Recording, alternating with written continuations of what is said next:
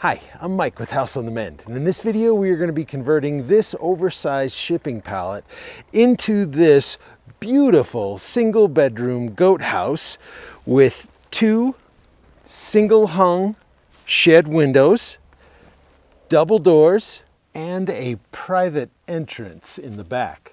Fit for a diva. So let's get started. House on the Mend.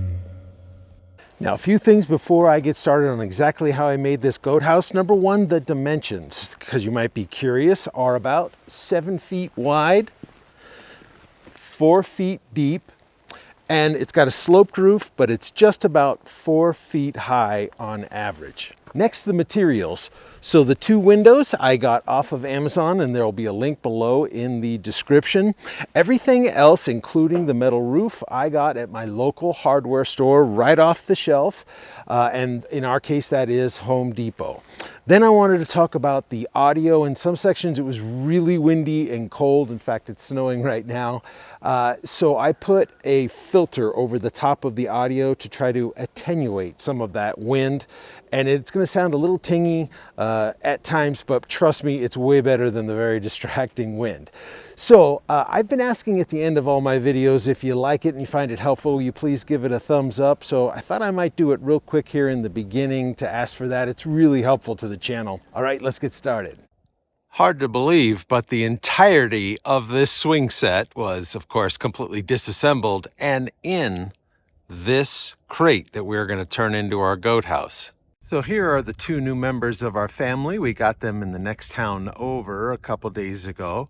We've put up this area of fencing for them to keep our dogs and any predators out, as well as keep them in because we have some landscaping in the backyard that we don't want completely eaten. So here is our construction site. What a perfect reuse for this crate. The first thing I did was start adding pressure treated 2x6s underneath so that it's always resting on pressure treated lumber. Next thing I did is checked it for square, and it was off by about an inch. So I put this strap on to get it all squared up. Added some screws to a few boards that were just nailed in and had popped up. And now I am working on insulating underneath. So this is a 3.5 inches of gap here that I've started by putting some remnants of reflective insulation that I have from projects in the basement. Then I'm going to take a sheet of 2-inch to fill the rest of the gap. And that is going to go from here to right here, where we have a forklift skid. Right in here, past this forklift skid to the other side. And that way we can have as much insulation as possible underneath. But when it's time to move it and set it down off the sawhorses in place, we'll still be able to do that. Next thing I'm going to do is take 3/4 inch insulation, and I'm going to run that across here to fill the voids from the boards. Then we're going to sheathe the entire floor and start building up from there.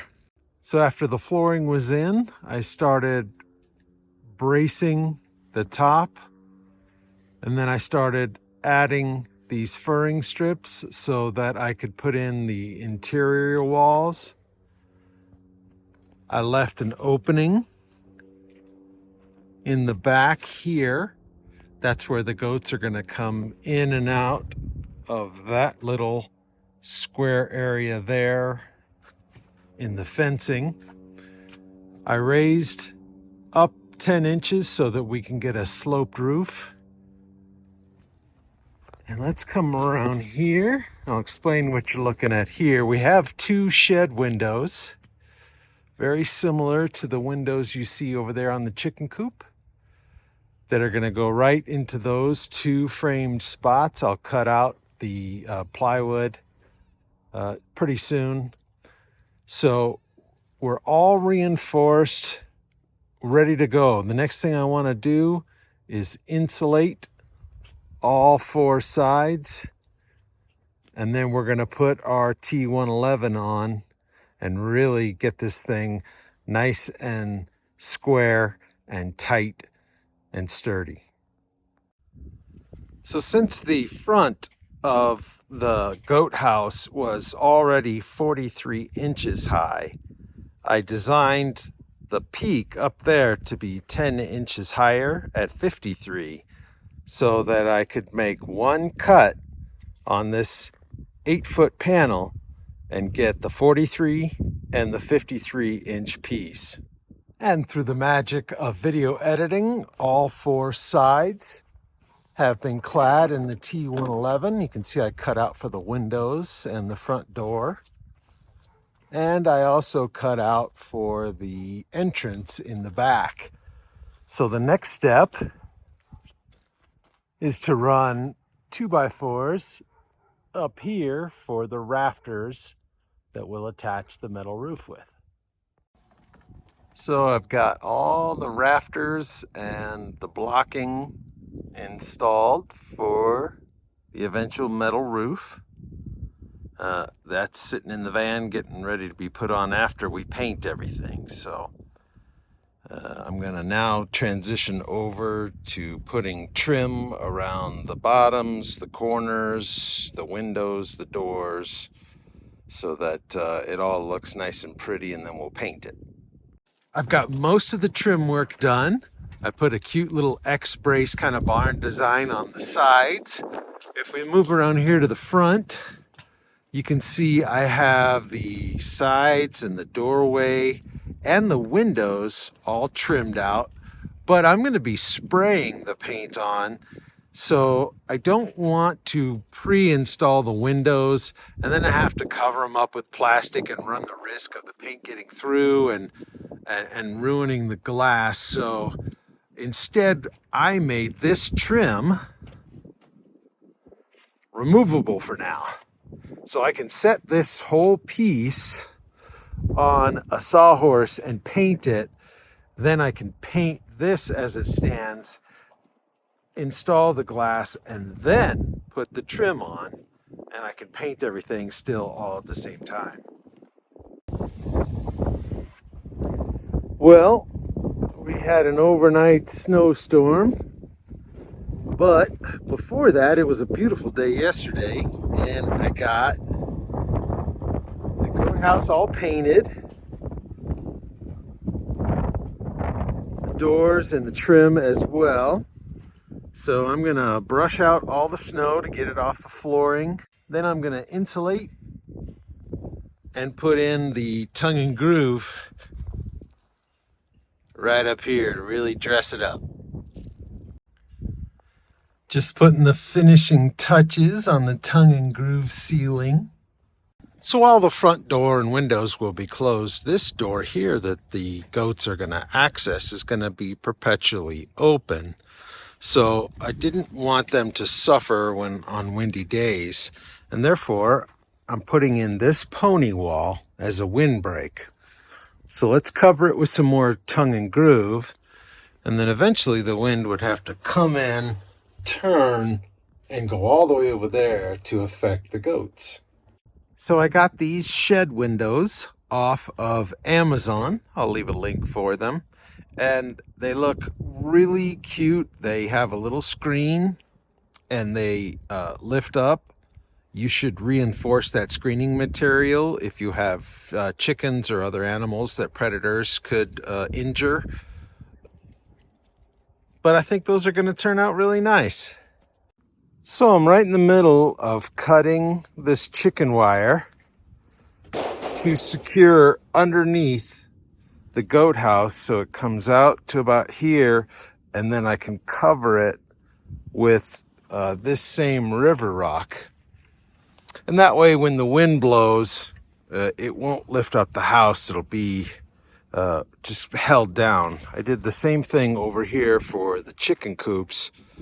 Also, the fencing coming out this way is to keep predators out.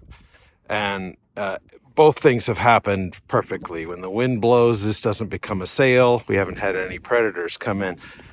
Only problem I'm having is it is 20 degrees out. I've got a fresh battery from in the house, and my stapler is frozen. Have you ever heard of that?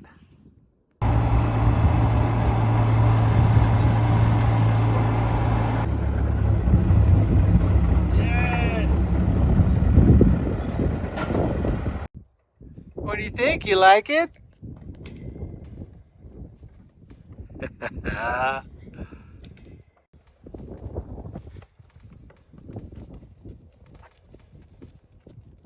So I'm taking the extra step of installing some drip cap, and since we're sloping this way, you can see I cut in a corner that's overlapped here, overlapping this piece that comes down here and overlaps the piece in the front. So all the water and moisture is shedding downward. Look at this winter storm coming in. It's so low, it looks like the apocalypse. Now the roof only needed 2 8-foot sheets, and I cut them to size and then overlapped the remaining pieces over here. I cut them with this kind of nibbler attachment to my multi-tool. Works great for going up and down over the ridges. And there we go, a very functional, awesome goat house. Now, one last thing, cleanup. Couldn't be simpler thanks to these 2 opening doors. All I do is take out the bed, then I rake out all the existing straw and poop, put it in the compost pile, and refresh it with brand new materials.